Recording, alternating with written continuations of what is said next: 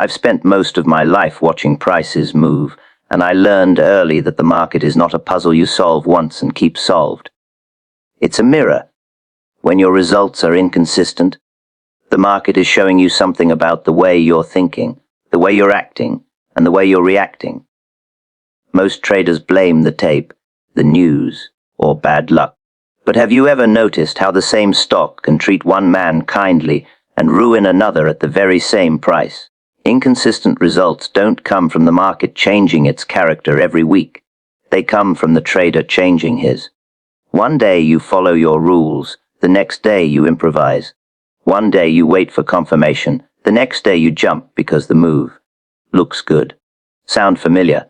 I've been there. The market taught me that the costliest mistakes are not the big dramatic ones, but the small lapses that happen when you think you're smarter than your own method. When I was younger, I thought activity meant progress. If I traded often, I felt like I was working. But the market doesn't pay you for effort. It pays you for being right and for staying right. Inconsistent results often come from confusing motion with discipline. You buy because you're bored. You sell because you're nervous. And then you ask yourself why your equity curve looks like a sore blade instead of a steady climb. Have you ever noticed how your worst trades usually happen when you're trying to force something? A man who reads charts must rid himself first. The chart tells you where the crowd is leaning, where it hesitates, and where it runs. But if your own mind is leaning one way today and another way tomorrow, your decisions won't line up. One week you respect support and resistance. The next week you ignore it because you don't want to miss a move. That's not a strategy problem. That's a consistency problem of character. I learned that the big money was never made in the buying or selling, but in the waiting. Yet waiting is uncomfortable. It makes you question yourself. It makes you doubt your preparation. And doubt is where inconsistency is born. When you doubt, you tweak. When you tweak, you break your own edge. And then you wonder why the same setup that worked last month doesn't work today. But did the setup fail, or did you fail to trade it the same way? Look at your charts. Do you see clean trends, or do you see what you want to see? A trader with inconsistent results redraws his lines to justify his position. A disciplined trader accepts what the chart is saying, even when it disagrees with his opinion. I've always said the market is never wrong, opinions often are. When your results jump around, ask yourself how often you're trading opinions instead of evidence. Risk is another quiet source of inconsistency. One trade you risk small because you're cautious. The next trade you risk big because you're confident. Confidence is a dangerous thing when it isn't earned from statistics. The market doesn't know how you feel. It only knows how much you put on the line. If your risk changes from trade to trade, how can your results be steady? Isn't it strange how traders expect consistency from the market while behaving inconsistently themselves? I learned to size my positions so that no single trade mattered too much, not because I feared loss, but because I respected survival. Inconsistent results often come from emotional swings caused by oversized positions. A big win makes you feel invincible. A big loss makes you hesitant. Both distort your judgment, and distorted judgment shows up on the chart as late entries, early exits, and trades that don't belong to your plan. Another thing I noticed is that traders with inconsistent results talk a lot about outcomes and very little about process. They ask, how much can I make on this trade? Instead of, does this trade fit my rules? Money is a byproduct, not the goal of good trading. When you chase the money, you chase action. When you follow your process, the money has a chance to follow you. Have you ever caught yourself checking profits instead of checking whether price is acting right? The market rewards patience, but it punishes stubbornness. There's a difference. A patient trader waits for his setup and lets it work. A stubborn trader holds because he refuses to admit he's wrong. Inconsistent results often come from confusing the two. You hold losers too long and cut winners too short. That's not bad luck. That's a habit.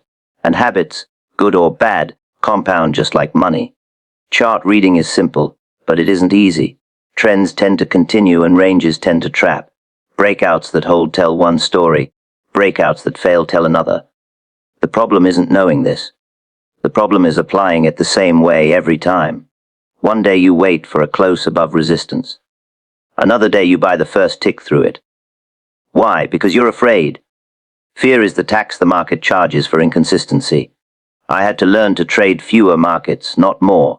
When you scatter your attention, your rules get blurry. One stock behaves differently from another, and soon you're making exceptions.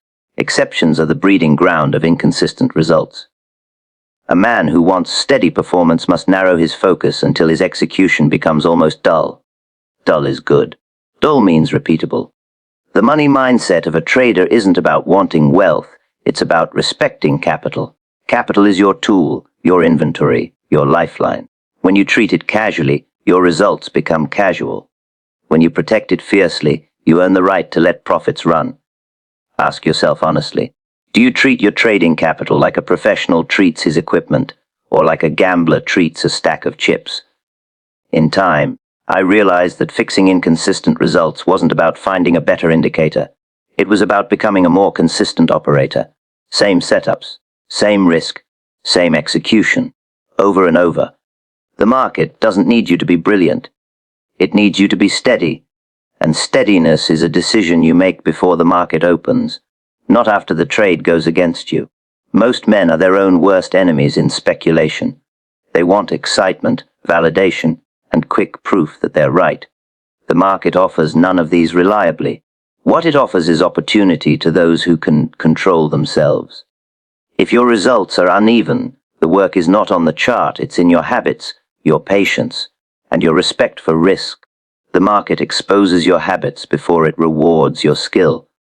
I learned that lesson the hard way, and it cost me more than money before it ever paid me anything back. A man can read every book, study every chart, and memorize every pattern, but when real money is on the line, the market doesn't care what he knows. It cares what he does, and what he does, repeatedly, is who he is as a trader. Have you ever noticed how your first instinct in a trade often tells more about you than about the stock? Most traders believe their problem is lack of knowledge. They think if they just understood one more indicator, one more setup, one more secret, their results would smooth out. But the market has a way of stripping all that away. It puts pressure on you, and under pressure, habits take over. You don't rise to your knowledge, you fall to your habits. That's why two traders can see the same chart and walk away with very different outcomes. One follows his plan because it's his habit. The other hesitates, chases, or panics because those are his habits. The market exposes impatience quickly. A man who hates waiting will buy too early. He won't wait for confirmation because waiting feels like missing out. The chart hasn't said anything yet, but he acts anyway. Then price pulls back, and now he's uncomfortable. Was the setup wrong, or did his habit of impatience put him in too soon? The market doesn't explain itself, it just records the result. And that result reflects the habit, not the idea. Fear is another habit the market uncovers without mercy. A trader may say he accepts losses, but when the trade moves against him, he freezes. He watches the loss grow because his habit is avoidance, not decision-making. He hopes instead of acts, and hope has no place on a price chart. Have you ever held a losing trade longer than planned, not because the chart changed, but because you didn't want to admit you were wrong? Then there's overconfidence, which is just as dangerous. After a string of wins, a trader loosens his rules. He sizes up because he feels good. He takes marginal setups because the market's easy right now. That habit doesn't show up immediately. It waits. And when it shows up, it does so in the form of a sharp loss that wipes out weeks of steady work. The market didn't punish skill there. It exposed a habit of arrogance. The market also reveals whether a man respects risk or merely talks about it. Anyone can say risk management matters. But watch what happens when a trade looks perfect.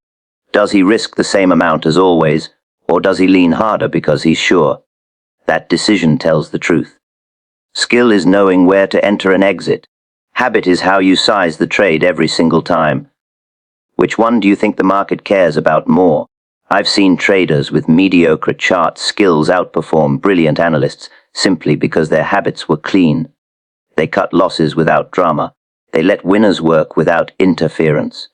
They didn't trade to feel something, they traded to execute something. The market rewards that eventually, but not before it tests it, and those tests come in the form of boredom, drawdowns, and missed opportunities. How you behave during those times defines your future results. One of the clearest habits the market exposes is the need to be right. A man who needs to be right will argue with price. He'll explain why the market should turn instead of noticing that it hasn't. He'll add to losing positions to improve his average because his ego can't accept the signal in front of him. The chart doesn't care about explanations. It only shows what is happening.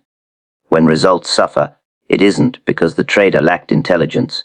It's because his habit was self-justification. Consistency in trading doesn't come from predicting the market.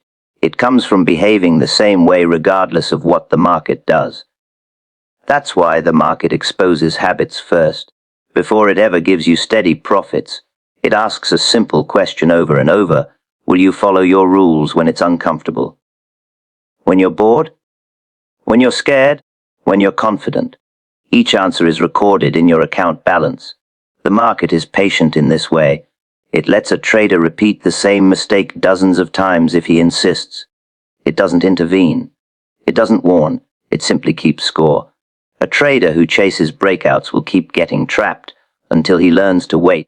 A trader who cuts winners short will keep wondering why he's always right but never paid. Those patterns don't change until the habit changes. Skill is visible on paper. Habits are visible in execution. Anyone can draw support and resistance after the fact, but can you wait for price to reach it in real time? Can you do nothing while the market moves sideways? Can you take a small loss without trying to make it back immediately? These moments reveal the truth. The market doesn't rush to reward you. It watches you first. That's why fixing trading problems starts with observing yourself. Not judging, not blaming, just observing. What do you do when a trade goes against you? What do you do when you miss a move? What do you do after a win? The answers to those questions are already reflected in your results. The market has been showing them to you all along. Once you see that, you begin to understand that trading is less about conquering the market and more about mastering repetition. The same actions, the same responses, the same discipline, day after day. And before the market ever decides to pay you consistently, it will continue to expose every shortcut, every emotional reflex, every undisciplined impulse, until there is nothing left to hide behind except what you do, again and again, when the price starts to move and no one else can make the decision for you. Changing rules mid-trade is the fastest way to destroy an edge. I learned that lesson by paying for it over and over, because the temptation to interfere with a trade is strongest when money is already on the line. Before you enter, everything feels clear. You know your entry, your stop, your target, and your risk. But once you're in, emotions show up, and suddenly the rules feel flexible. Have you ever noticed how confident you are in a plan until the first tick goes against you? An edge only exists when it is applied consistently. The moment you change the rules mid-trade, you're no longer trading a strategy, you're trading your feelings. The market doesn't adjust itself to your comfort level. It moves the way it moves. If your stop was valid before entry, why does it become questionable after entry? The chart hasn't changed, but your perception has. That shift is where damage begins. Most traders justify rule changes by calling them management. They move stops because they don't want to take a loss. They widen them because the market is noisy. They take profits early because they're afraid of giving back gains. Each decision feels reasonable in isolation. Together, they erase the statistical advantage that made the trade worth taking in the first place. Do you think the market rewards clever excuses, or does it reward consistency? When you change rules mid-trade, you're teaching yourself the wrong lesson. You're telling your mind that discipline is optional and that discomfort is a signal to interfere. Over time, this becomes a habit. You stop trusting your plan because you've trained yourself not to follow it. Then, when a trade actually needs patience, you won't have it. The market didn't take that from you. You gave it away one exception at a time. I've seen traders who had solid methods but couldn't stick with them once real money was involved. On paper, their systems worked. In real time, fear and hope rewrote the rules. They'd cut winners short because the open profit felt fragile. They'd let losers run because closing them felt final. That behavior has nothing to do with charts. It has everything to do with avoiding emotional pain. An edge is fragile. It's built on probabilities, not certainties. It expects a certain number of losses and a certain number of winners. When you interfere mid-trade, you distort that balance. You end up taking full losses and partial wins, which is the worst combination possible. Then you blame the strategy for not working, even though you never actually traded it as designed. Have you ever reviewed your trades and realized the losses followed the plan, but the winners didn't? The market tests discipline by creating uncertainty. If every trade worked smoothly, no one would break rules. But the market moves in waves, shakes you out, and makes you question yourself. That's not a flaw, that's the test. When you move your stop or exit early, you're failing that test, and the market will offer it again, because it always does. Changing rules mid-trade also creates mental clutter. You start improvising instead of executing. You watch every tick. You react to noise instead of structure.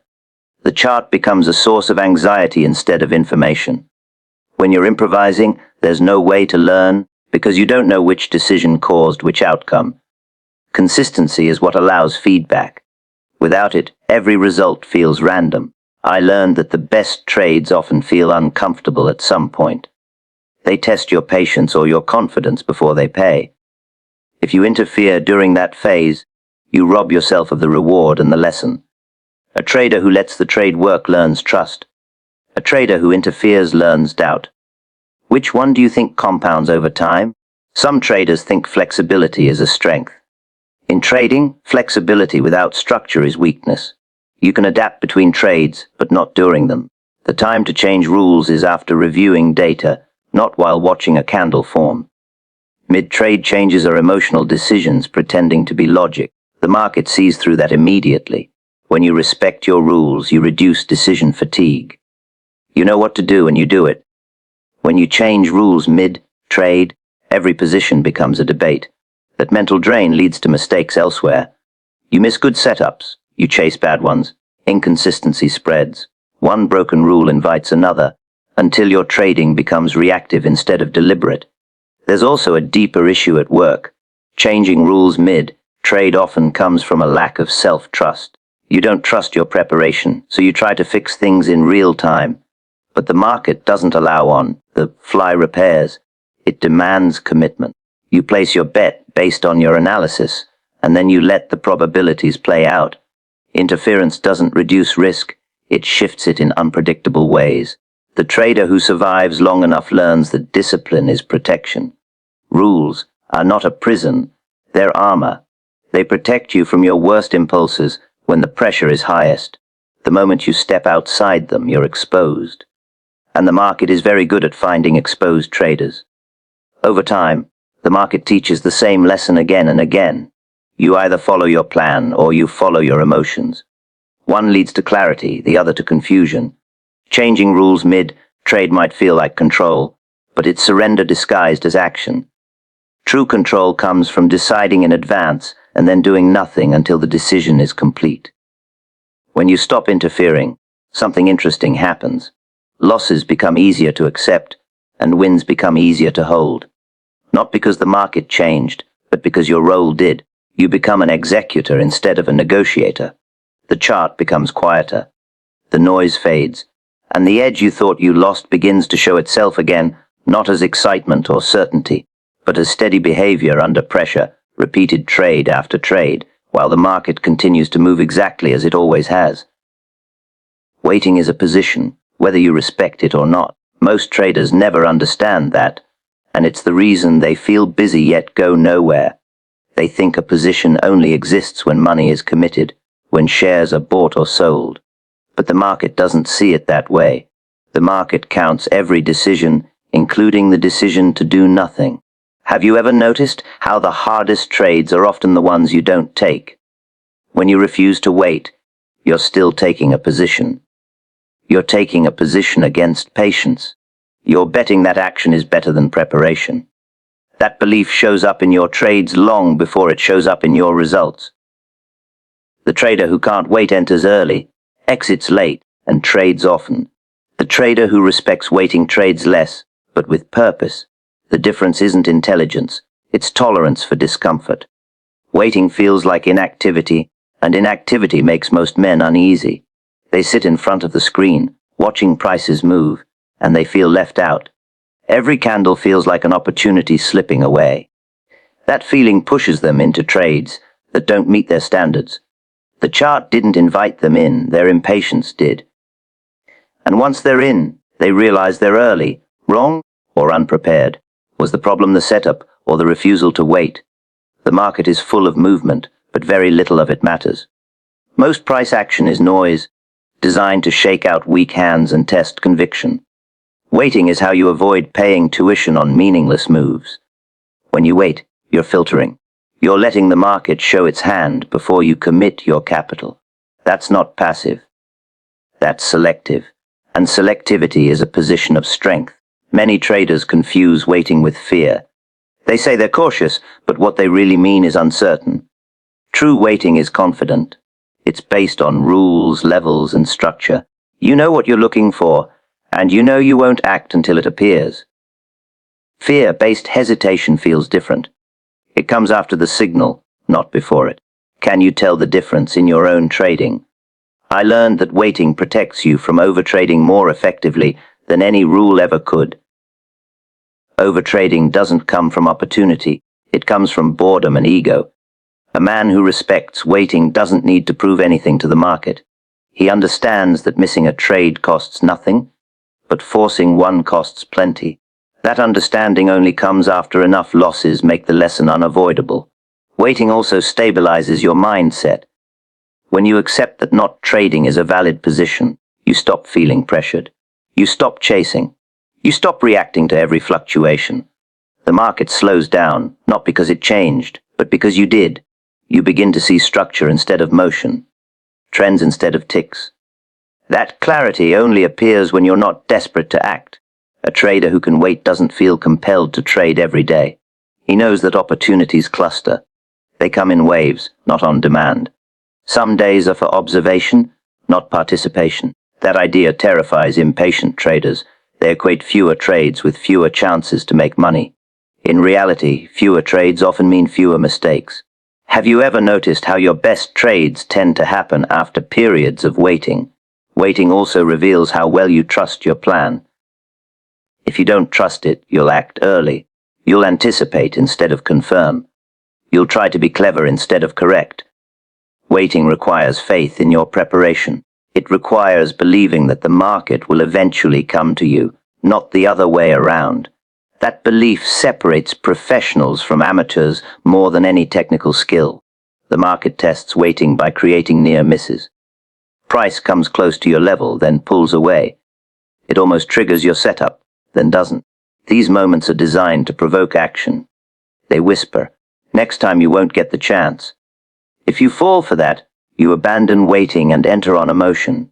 And when you do, the market often teaches you why patience existed in the first place. Waiting also protects your capital in ways most traders don't appreciate. Every trade carries risk, even the good ones. By waiting, you reduce exposure. You conserve mental energy. You stay fresh for the moments that matter. Capital isn't just money, it's focus, discipline, and confidence. Overtrading drains all three. Waiting restores them. There's a wealth principle hidden here that traders often overlook. Money grows when it's allocated deliberately, not constantly. The same is true in trading. You don't need to be invested at all times to build equity. You need to be invested at the right times. Waiting is how you make that distinction. Without it, every trade looks equal, and that's when randomness takes over. Some of the biggest losses I ever saw came not from bad analysis, but from impatience. Traders entered before trends were established, before breakouts were confirmed, before ranges resolved. They weren't wrong about direction, they were wrong about timing. Timing is where waiting lives, and timing is what turns a good idea into a profitable one. Waiting also sharpens discipline because it forces self-control. You sit with uncertainty. You watch opportunities pass without regret. You learn that the market doesn't owe you anything, and you don't owe it constant participation. That mindset creates resilience. It keeps you steady during drawdowns and grounded during winning streaks. The trader who respects waiting understands that the market will still be there tomorrow. He doesn't rush because he's not afraid of being left behind. He knows that being early and being wrong feel exactly the same to the account. He knows that patience isn't laziness, it's alignment. And the longer you trade, the more you realize that waiting isn't empty time. It's preparation, observation, and restraint all working together. It's where discipline is practiced without reward, long before the reward ever appears. Emotional swings show up in price decisions, not feelings. A trader can say he feels calm, confident, or detached, but the market doesn't listen to words. It watches actions. It watches where you enter, where you exit, how long you hesitate, and how quickly you react. Those choices reveal far more than any emotion you claim to have under control. Have you ever told yourself you were fine, only to look back at a trade and realize your behavior said otherwise? Most traders believe emotions are internal, private things. They think fear lives in the chest, greed in the mind, and confidence in the voice. But in trading, emotions are externalized. They become visible the moment you click the button. A late entry is hesitation. An early exit is fear of loss. A doubled position is overconfidence. The chart records all of it. The account balance keeps the most honest journal you'll ever own. The mistake many traders make is trying to feel less emotion instead of trading in a way that doesn't let emotion interfere. Feeling nothing is impossible. Acting consistently is not. Emotional swings don't ruin traders because they exist. They ruin traders because they leak into decisions. And the leak always shows up in timing and size. Do you enter when your rules say enter, or when your nerves finally settle enough to allow it? Fear often disguises itself as caution. A trader sees a valid setup, but waits just a bit longer, because he wants confirmation that doesn't exist in his plan. Price moves without him. Now frustration replaces fear. He chases the entry at a worse price, and suddenly his risk is larger than intended. The chart didn't change. The trader did. Emotional swing, visible in price action. Greed works the same way, but in reverse. A trade moves in your favor. The target is clear. The plan is written. But the open profit starts to feel good, and good feelings are dangerous. You imagine how much more you could make if the move keeps going, so you ignore your exit. Then price stalls. Then it pulls back. Now fear returns, and you exit lower than planned. The market didn't trick you. Your emotions simply took turns steering. Anger has its own signature on the chart. After a loss, a trader feels wronged. He wants it back. The next trade is rushed. The setup is weaker. The size is larger. This isn't analysis, it's retaliation. The market becomes an opponent instead of an environment. That shift shows up immediately in sloppy entries and poor exits. Have you ever taken a trade you knew didn't fit, just because you didn't like how the last one ended? Even confidence, when unchecked, leaves marks. A winning streak convinces a trader that he's in sync with the market. Rules start to feel optional. Stops widen. Risk increases. The trader believes skill has improved, when in reality discipline has loosened. Confidence becomes carelessness, and carelessness doesn't announce itself until the loss arrives. Emotional swing, written clearly in position size and ignored signals. The market doesn't care why you made a decision. It only cares that you made it. That's why reviewing trades is so revealing. You don't need to analyze your feelings, you need to analyze your actions. Where did you deviate? Where did you hesitate? Where did you interfere? Those moments point directly to emotional influence, whether you felt emotional or not. Many traders say, "I didn't feel scared," as if fear requires panic. In trading, fear is often subtle. It's the tightening of stops, the reluctance to re-enter after a loss, the refusal to let a trade breathe. It's quiet, polite, and destructive, and it shows up in price decisions that don't match the plan. The same is true for boredom. Boredom leads to overtrading. Overtrading leads to marginal setups. Marginal setups lead to inconsistent results. The trader wasn't emotional in the dramatic sense. He was simply uncomfortable with inactivity. That discomfort translated into unnecessary trades. Emotional swing, again, visible not in feelings but in frequency. One of the most important realizations a trader can have is that emotions don't need to be eliminated, they need to be contained. Rules are containers. Position sizing is a container. Waiting for confirmation is a container. When those containers are strong, emotions stay inside. When they're weak, emotions spill into execution. That's why professional traders focus so much on process. Process reduces the number of emotional decisions required. You already know what to do, so you don't negotiate with yourself. Negotiation is where emotions enter. The fewer negotiations you have during the trading day, the fewer emotional fingerprints appear on your trades. The market will always create situations that provoke emotion. Sharp reversals, false breakouts, long consolidations, sudden news. These are not accidents. They are features of a system designed to reward discipline and punish reaction. The question is never whether you felt something.